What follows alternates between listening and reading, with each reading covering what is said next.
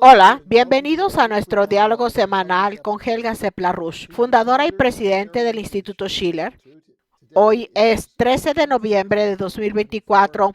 Soy Harley Schlanger y seré su anfitrión. Pueden enviar sus preguntas y comentarios por correo electrónico a questions@schillerinstitute.org o pueden publicarlos en la página de chat. Quiero anunciar desde el principio que el Instituto Schiller está patrocinando una conferencia crucial el 7 y 8 de diciembre titulada En el espíritu de Schiller y Beethoven. Todos los hombres volverán a ser hermanos. Pueden ver el enlace para registrarse en la página de inicio del Instituto Schiller. Estoy seguro de que hablaremos de esto hoy cuando abordemos la cuestión de qué se puede hacer para asegurarnos de que podamos sacar a la humanidad del peligro en el que se encuentra, con dos guerras en curso y los planes para más guerras. Pero hablaremos de eso durante nuestro diálogo. Helga, ha pasado una semana desde que fue elegido Donald Trump como presidente de Estados Unidos. Estoy razonablemente seguro de que la élite todavía está algo conmocionada y está haciendo planes para mantener su control. Pero ha habido muchas repercusiones como resultado de la votación. He recibido varios correos electrónicos que expresan pesimismo sobre el gobierno entrante. Así que comencemos con eso. ¿Cuál es la recomendación para el presidente electo? ¿Cuáles deberían ser sus prioridades inmediatas? Obviamente, con la selección de su gabinete y otros líderes de las instituciones, da lugar a cierta preocupación porque el escenario mundial ha cambiado drásticamente desde que Trump dejó la Casa Blanca hace 4 años.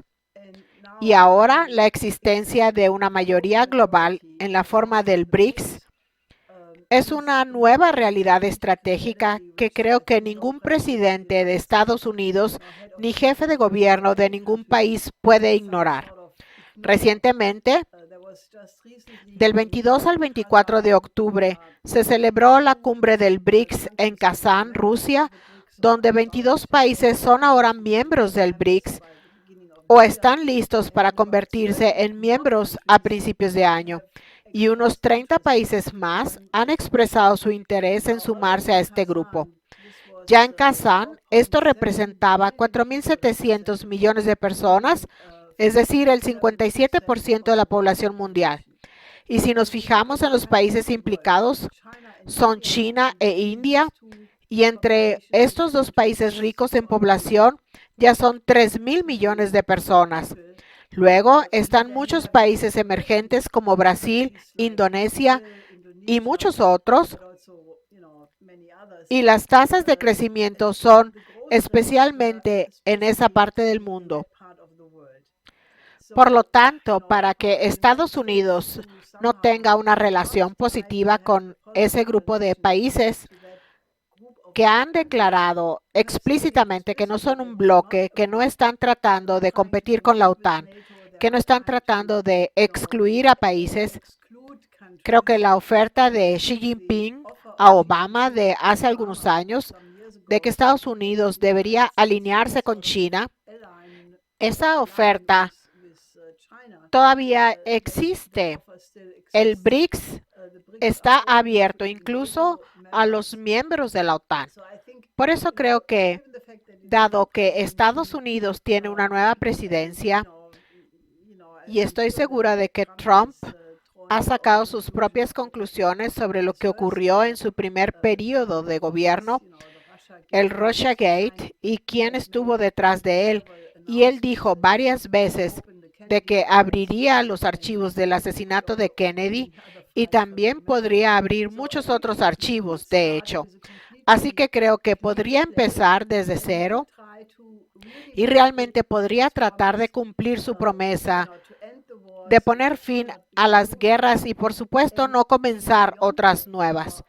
Y más allá de eso, creo que la cuestión crucial es si se puede convencer a los países del llamado Occidente colectivo, es decir, Estados Unidos y las naciones de Europa Occidental, de cooperar con los países del BRICS para desarrollar al sur global. Creo que ese es el desafío de nuestro tiempo, porque lo hermoso es que los países de África, Asia y Latinoamérica están en plena campaña para superar no solo el colonialismo, sino también el neocolonialismo que persistió después de alcanzar la llamada independencia.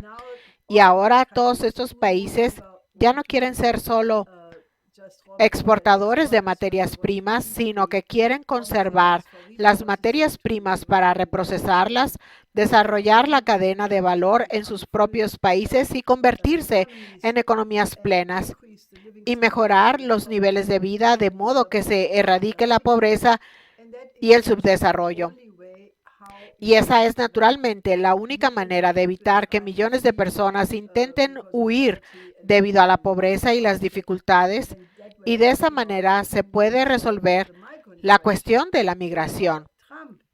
Entonces, para Trump, ahora que está en el cargo, en lugar de tratar de construir un muro, lo que me temo terriblemente que hará,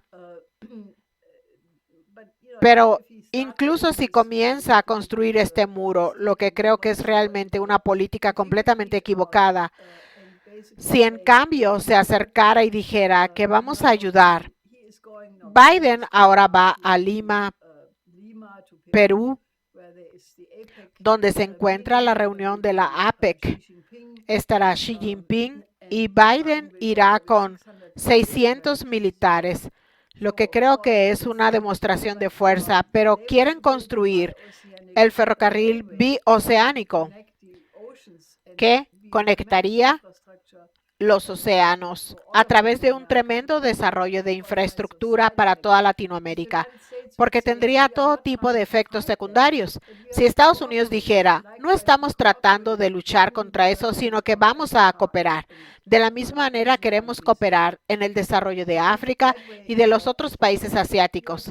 Creo que Europa podría hacer lo mismo y en lugar de tener este espectáculo de horror de miles y miles de personas que cruzan el Sahara para luego ahogarse en el Mediterráneo o ser rechazadas por Frontex, que es la guardia fronteriza de la Unión Europea y que ya ha convertido el Mediterráneo en un cementerio acuático. Adoptemos un enfoque diferente. Unamos nuestras manos con el BRICS y digamos, construiremos juntos la infraestructura, los puertos, ferrocarriles, trenes rápidos, la desalinización del agua del océano. Reconquistaremos el desierto, la zona del Sahel, el Sahara, que se están expandiendo de manera significativa cada año. Y de esa manera se pueden construir parques industriales, se pueden crear hermosos paisajes, reforestando áreas donde ahora hay desierto o tener agricultura donde ahora es un páramo, como en Sudán, y muchos otros proyectos similares, como el Transaqua, que rellenaría el lago Chad y daría agua y electricidad a 12 países donde llueve poco. Todos estos proyectos son tan grandes que sería realmente necesario que todos los países que tienen capacidades industriales se unieran para llevarlos a cabo. Y si Trump lo hiciera, sería, como ya dije en su primer periodo, uno de los grandes presidentes de Estados Unidos. Si toma el otro camino en el terreno de la confrontación y de hacer que Estados Unidos vuelva a ser grande a expensas del ascenso de China u otros países, veo que el mundo lamentablemente irá en una dirección terrible, pero es algo nuevo. Es una tabula rasa, por así decirlo, no del todo, pero realmente podría marcar la pauta de una manera prometedora. Así que esperemos que esto lo pueda comprender la mayor cantidad de personas posibles.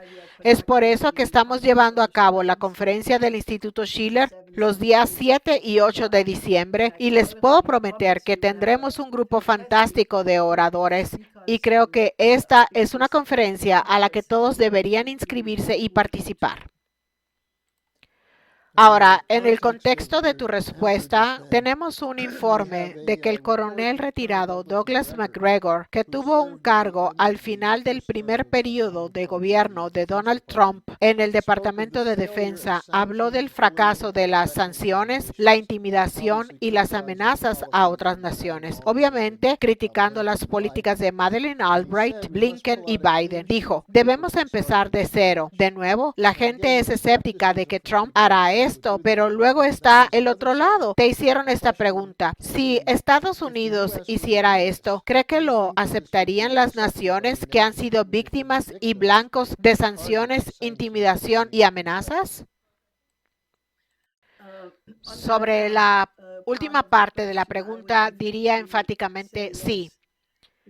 Creo que el espíritu que se manifestó en Kazán, pero también en otras conferencias recientes, está el Foro de Asociación Rusia-África, creo que todavía se está llevando a cabo, el Foro del Club de Discusión de Valdai, y en todas estas conferencias la gente citó el espíritu de Bandung, el espíritu de los 5 principios de coexistencia pacífica, y ese espíritu no busca la revancha.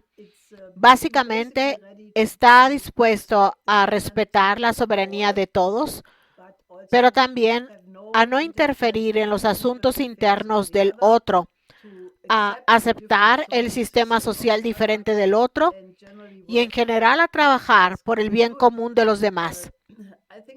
Creo que eso es lo opuesto a la revancha y estoy muy optimista en cuanto a que si Estados Unidos y Europa en realidad dieran una señal tan fuerte, la alegría de que el viejo régimen de guerras e intervenciones y sanciones y de usar la moneda como arma y de asesinatos de sus líderes acabaría. Tucker Carlson acaba de decir algo muy interesante el 11 de noviembre. Dijo que si la gente fuera consciente de lo mucho que el mundo está al borde del abismo, de la extinción nuclear de la humanidad, estaría absolutamente horrorizada. Y también pidió un cambio en la política. Dijo, miren, nosotros, refiriéndose a Estados Unidos, fuimos a esos otros países y matamos a sus líderes, a Saddam Hussein, a Gaddafi, y lo intentamos con el presidente sirio Bashar al-Assad. Y se podría hacer una lista más larga si nos remontamos en la historia. Así que creo que si eso se detuviera, creo que hay una esperanza justificada de que Trump lo detenga, porque no creo que esa sea su intención.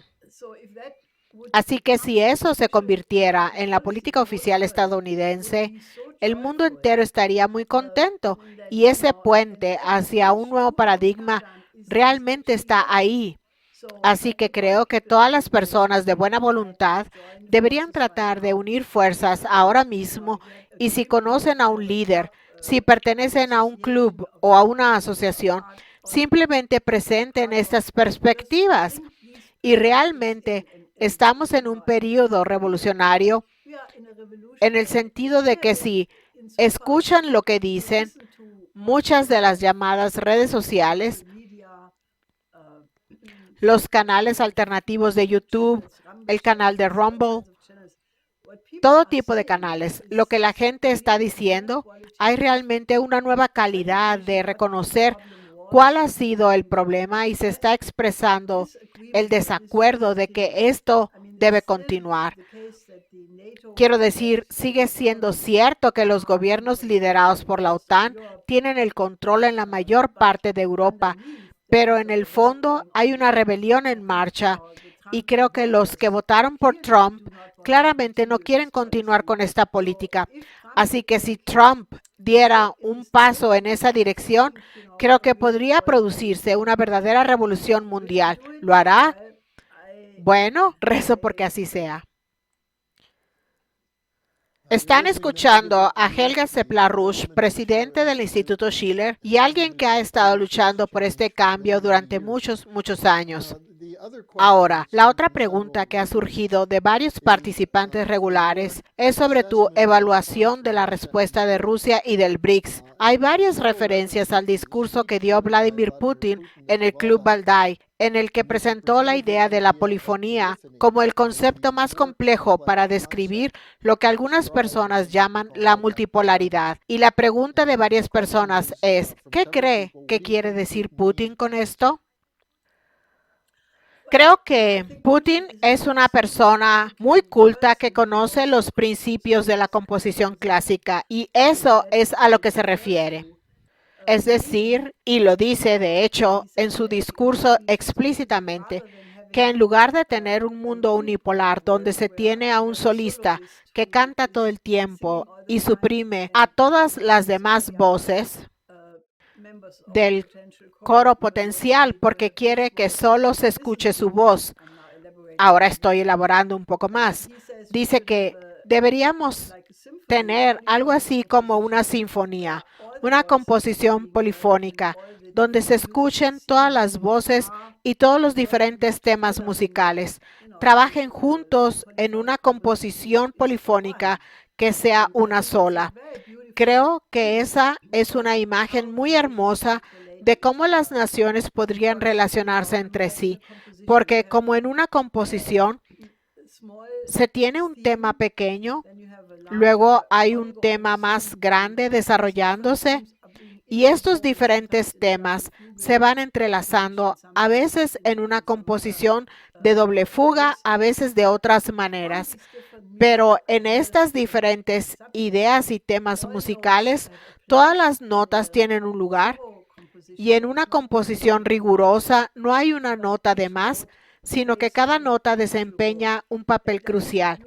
Y esa es una hermosa metáfora de la diferencia entre las naciones. Obviamente hay naciones grandes, naciones pequeñas como Liechtenstein y otras como Rusia, una muy pequeña y la otra con 11 zonas horarias. Hay países con mucha gente como China e India y países pequeños con apenas unos pocos millones o incluso menos. Hay países con muchas materias primas y países que casi no las tienen. Hay diferentes grados de desarrollo, pero todos estos países, si participan en un bien común conjunto de desarrollo, cada uno de ellos puede desplegar todo el potencial que lleva incorporado. Así que es como una sinfonía, donde cuando se tiene una composición polifónica clásica, es armónica, suena hermosa al oído, eleva el alma y corresponde a la imagen más alta del hombre, el hombre a imagen del creador o el hombre como un ser creativo. Y esa es una imagen muy hermosa de cómo salir de esta crisis, porque creo que desde hace al menos 40 años, en realidad mucho más tiempo, pero hace 40 años, cuando fundé el Instituto Schiller, lo llamé Instituto Schiller porque Federico Schiller es el poeta alemán que tuvo la idea de que cada ser humano tiene un potencial para convertirse en un genio. Y a través de la educación estética no solo se puede desarrollar la mente y desatar todo el potencial intelectual, sino que también se puede educar las emociones para que uno pueda comenzar a sentirse más noble. ¿Pueden imaginarse que uno no es una bestia codiciosa corriendo por el abrevadero para obtener el mayor botín, sino que en realidad uno puede tomar todas las emociones, todas ellas, y educarlas para que estén más al nivel de la razón a través de la educación estética? Y creo que en ese sentido, el hombre es perfectible y por naturaleza es bueno. Y si se procede a construir un nuevo sistema de naciones en esa línea, creo que estamos al borde de un nuevo renacimiento que sería más hermoso que todos los renacimientos que hemos tenido en el pasado.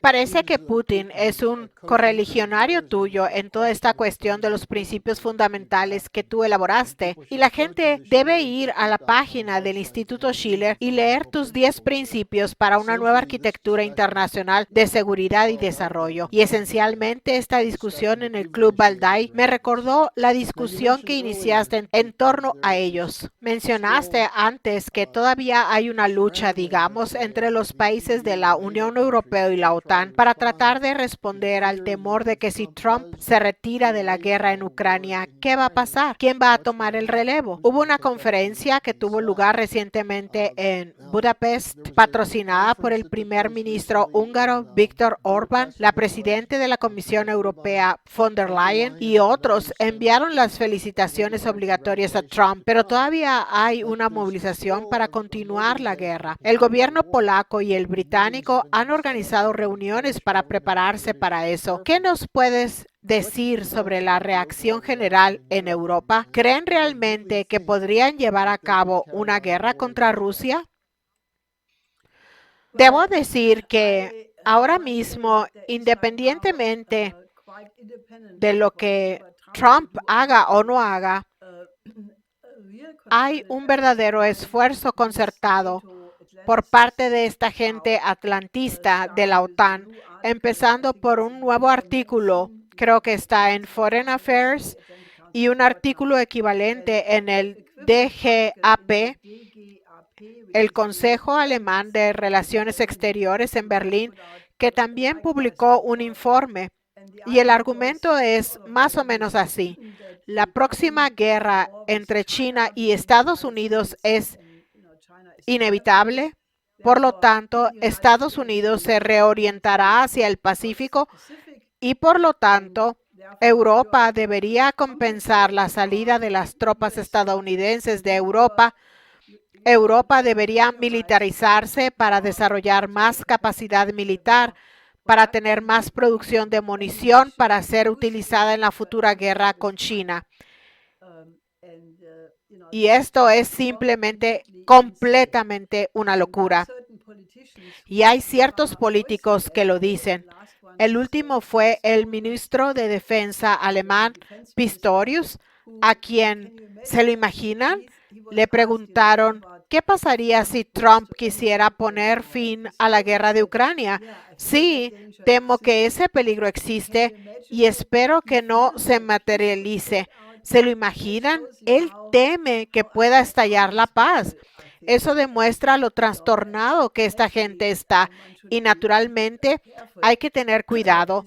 No es una tarea fácil porque creo que Trump se inclinará a poner la carga del costo de Ucrania en los europeos.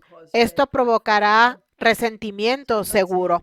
Así que no estoy diciendo que estamos en el paraíso de inmediato. Solo estaba hablando del potencial, de que la gente debería ver hasta dónde podemos llegar. Pero creo que ahora hay un impulso renovado.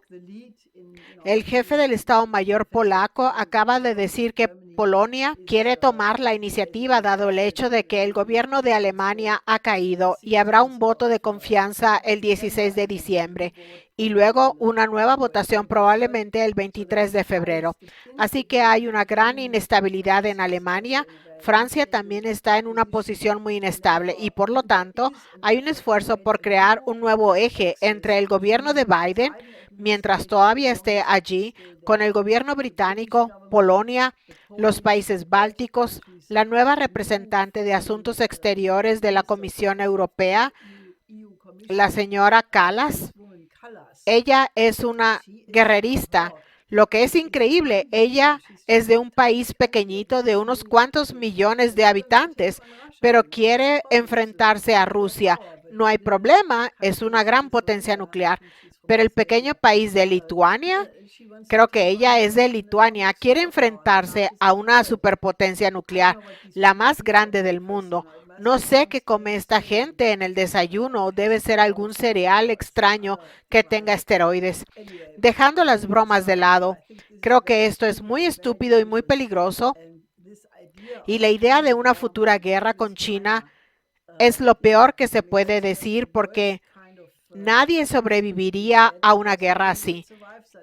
Y si nos fijamos en la alianza militar entre Rusia y China, que se consolidó de nuevo con la visita del ex ministro de Defensa Shoigu, que ahora es secretario del Consejo de Seguridad ruso a China, se reunió con el ministro de Asuntos Exteriores Wang Yi y básicamente dijeron que la relación entre Rusia y China es la mejor de la historia y que se ampliará y mejorará en todos los campos. Luego está la nueva alianza militar entre Rusia y Corea del Norte y también la alianza militar entre Rusia e Irán. Así que si uno se enfrenta a cualquiera de estos países, se enfrenta a todos. Y luego se tiene la Tercera Guerra Mundial y con eso se acaba todo. Por lo tanto, creo que la gente debería empezar a repensar esta idea de la próxima guerra con China, porque es una idea terrible y monstruosa. Kalas es de Estonia, que es de hecho más pequeña que Lituania. Entre los otros acontecimientos, y acabas de mencionar esto con el colapso del gobierno alemán y las nuevas elecciones se han fijado para el 23 de febrero. Se habían programado para septiembre del año próximo y luego se habló de celebrarlas en marzo, pero ahora hay una presión para que se celebren lo antes posible, para que haya un cambio en el gobierno. Y acechando en el fondo está el líder de la oposición, de la CDU. La pregunta fue, danos tu opinión sobre lo que está pasando políticamente en Alemania. ¿Hay alguien que se presente con soluciones a los problemas de la economía alemana y la gente tolerará a Merz, que es más guerrerista que los verdes? La situación no es fácil porque el gobierno se ha tropezado con la cuestión de Ucrania y Scholz exigió más miles de millones para armas para Ucrania y exigió al ministro de Finanzas Lindner que afloje el freno de la deuda que ha sido votado en el Grundgesetz, en la Constitución alemana. Scholz estaba dispuesto a levantar ese impío freno de la deuda que no tiene ningún sentido para financiar la guerra en Ucrania, pero se negó en el pasado a hacer lo mismo para las inversiones a la infraestructura e inversiones industriales en Alemania, que son tan urgentes dado que la economía alemana está en caída libre como resultado del sabotaje al gasoducto Nord Stream desde Rusia, que proporcionaba energía barata. Y Alemania está en una situación terrible. Creo que vamos a entrar en un otoño e invierno horribles porque el impacto de muchas empresas, ya sea que se declaren en quiebra o se vayan al extranjero en busca de mejores inversiones, se sentirá aún más en los próximos meses durante el invierno y más allá. Así que Scholz no estaba dispuesto a hacer nada al respecto, lo que ya demuestra que es un canciller terrible. Lo que Lindner propuso se negó a aflojar el freno de la deuda, pero dijo, deberíamos enviar los misiles Taurus en su lugar. Ahora bien, eso cruzaría la línea roja de las líneas rojas, porque como se descubrió en una filtración de la conversación de estos tres oficiales del ejército alemán, el Taurus no puede ser operado solo por los ucranianos, requiere a técnicos del ejército alemán y datos de inteligencia, lo que significaría que el Taurus sería operado por soldados alemanes. Eso significaría que Alemania estaría en guerra contra Rusia. ¿Estas personas todavía están en sus cabales? Rusia es la principal y más poderosa potencia nuclear del mundo y el ejército alemán es un chiste.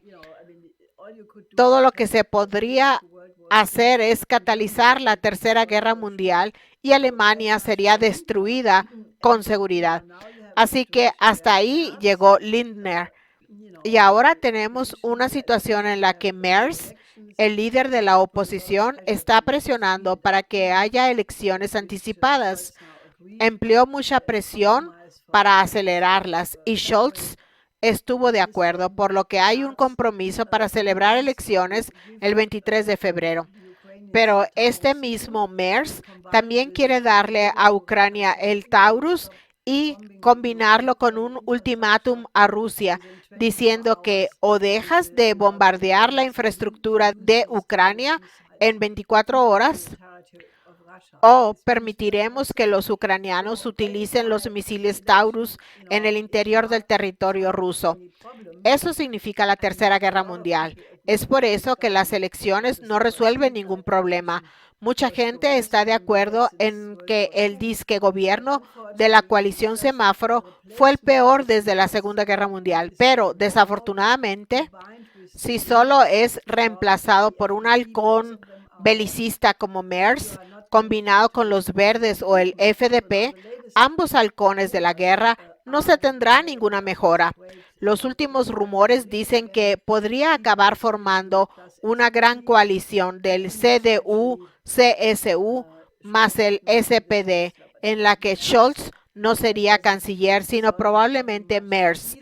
Eso tampoco resuelve mucho el problema, porque Merz es un atlantista de línea dura y el SPD ha sido muy débil. Así que hay que decir que Scholz ha impedido, al menos hasta ahora, el despliegue del Taurus. No es mucho, pero es algo importante.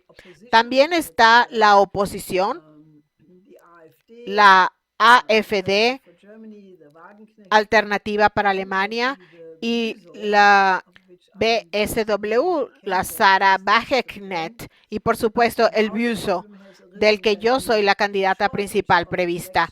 Pero ahora ha surgido el problema de la corta campaña electoral. Se supone que hay que recoger miles de firmas para las listas de candidatos de los estados y además el momento en el que hay que entregar las firmas es 6 semanas antes del día de las elecciones. Eso significaría que hay que conseguir todas las firmas recabadas a principios de enero, lo que deja 5 semanas para recoger firmas y eso durante el periodo de Navidad, cuando es muy difícil recoger firmas porque la gente está obsesionada consiguiendo regalos. Luego está el periodo entre Navidad y Año Nuevo, cuando mucha gente se va de vacaciones. Hay una protesta de 8 de los llamados partidos más pequeños que han enviado una carta de alarma al gobierno o a los funcionarios electorales diciendo que esos criterios no se pueden cumplir. Ahora bien, eso es obvio, pero hay 120 partidos pequeños y si los excluyen a todos, ¿qué pasa con la democracia? Eso se convierte en un cheque en blanco para los partidos parlamentarios establecidos y ellos establecen las reglas de tal manera que los partidos de la oposición no puedan participar, por lo que eso se convertirá en un problema de seguro y trataremos de maniobrar dentro de eso lo mejor que podamos, pero no es una situación fácil. Pero como estamos en la misma posición que más de 100 partidos, tal vez podamos encontrar algunos aliados para llevarlo al Tribunal Constitucional, pero esa es la situación en la que nos encontramos.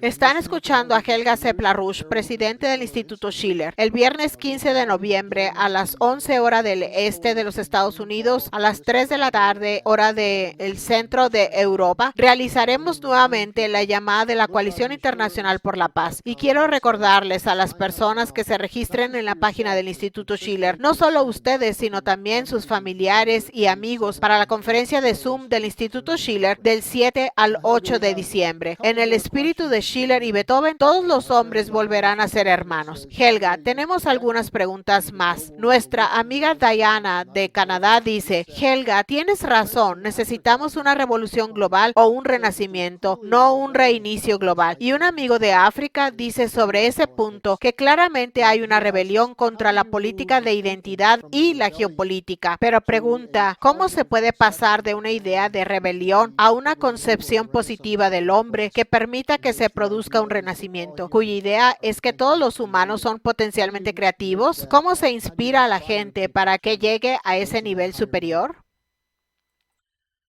Bueno, llevamos 40 años o más hablando de ello. Es decir, que se necesita un nuevo orden económico mundial, pero que solo funcionará si se combina con un renacimiento de la música clásica y de la cultura clásica, no solo de la tradición europea, sino de todas las tradiciones, porque si se observa, se verá que en cada civilización, en cada nación, hay momentos altos y momentos bajos, que el arte reflejó y se expresó en consecuencia. Por ejemplo, el período clásico en Alemania, que produjo la música de Bach, Mozart, Haydn, Beethoven, Schubert, Schumann, Brahms. Este es un período en el que, cuando se escuchan las composiciones, son absolutamente edificantes. Del mismo modo, tenemos a Verdi en Italia y a otros compositores en otros lugares. Tenemos muchas composiciones clásicas en China, en India, en otros países. Y para los representantes de las diferentes culturas es muy difícil entenderlo. Si uno crece con eso, suena hermoso y agradable al oído, pero si uno es nuevo en eso, tiene que descubrirlo. Y por eso hemos puesto tanto énfasis en el diálogo de civilizaciones, porque estoy absolutamente segura de que nuestro título para la conferencia, en el espíritu de Schiller y Beethoven, todos los hombres volverán a ser hermanos, obviamente siendo hombres y mujeres. Eso lo puede suceder cuando las personas se convierten en almas hermosas y genios, al menos con la inclinación en esa dirección. Eso significa que se tiene que tener una concepción del propio desarrollo. Tienes que sentarte cualquier día o una vez al año y pensar, ¿qué quieres hacer con tu vida? ¿Quieres ser un consumidor mediocre que se atiborra de comida y en tu tumba dice, esta persona comió 1000 pedazos de pan con caviar y consumió 900 o 9000 o 90,000 T-bone steaks o lo que sea? Lo estoy usando como metáfora del consumismo. ¿O quieres sacar lo mejor de lo que tú como persona dotada podrías hacer en términos de tu vida y contribución? En cuanto a la composición musical, la escritura de gran poesía, la pintura de grandes cuadros, dibujos, la redacción de bellos ensayos, la educación de los conciudadanos o de los niños como profesor, científico o descubridor. Hay tantas áreas en las que se puede desarrollar lo que hay en uno mismo y la mayoría de la gente no lo hace. Y creo que lo que estamos viendo ahora mismo es, de hecho, una turbulencia en todo el mundo. Y lo bueno de los seres humanos es que una vez que ven una esperanza y una vez que ven una opción, se sienten motivados a ir en esa dirección y a hacer la realidad. Solo cuando reina el pesimismo cultural y piensan que no hay nada que se puede hacer, de todos modos, la gente se vuelve pequeña e incluso desagradable y potencialmente hasta fascista. Ese es un tema importante porque existe una correlación entre el pesimismo cultural y la aceptación del fascismo. Por lo tanto, creo que debido a que hay tantas fuerzas en movimiento, los países del sur global expresan ese espíritu. Al menos he escuchado a mucha gente del sur global en el último mes en particular.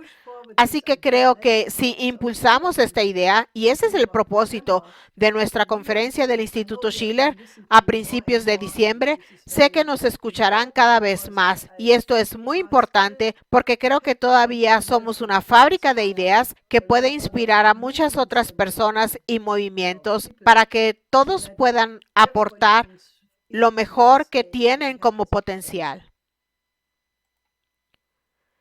Helga, gracias por tu constante optimismo y tu lucha por la verdad y la belleza. ¿Puedes darnos una pequeña idea de lo que esperas que surja de la reunión de Zoom de la Coalición Internacional por la Paz el viernes?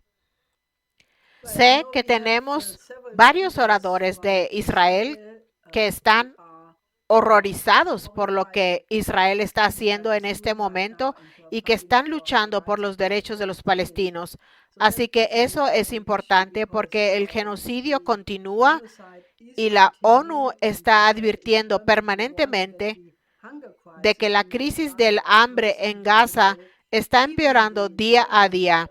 Incluso la radio alemana esta mañana, que ha estado en silencio durante meses y meses, publicó un informe en el que se dice que la cantidad de alimentos que reciben los niños de Gaza es cada día menor y que están muriendo lentamente.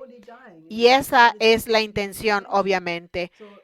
Por lo tanto, el que eso esté pasando con niños inocentes a los que no se puede acusar de nada es la gran advertencia moral de que estamos perdiendo nuestra capacidad moral para sobrevivir.